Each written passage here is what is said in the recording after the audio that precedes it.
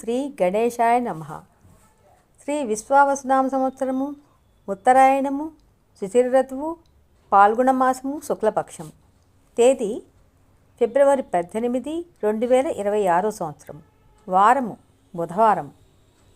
సూర్యోదయము ఉదయం 6:44 సూర్యాస్తమయము సాయంత్రము 6:15. తిథి పాడ్యమి సాయంత్రము 4:54 వరకు ఉన్నది. తదుపరి విధియ. నక్షత్రం శతభిషం రాత్రి 9:04 వరకు ఉన్నది. తదుపరి పూర్వభాద్ర. వర్జము తెల్లవారుజామున 3:33 నుండి 5:07 వరకు ఉన్నది.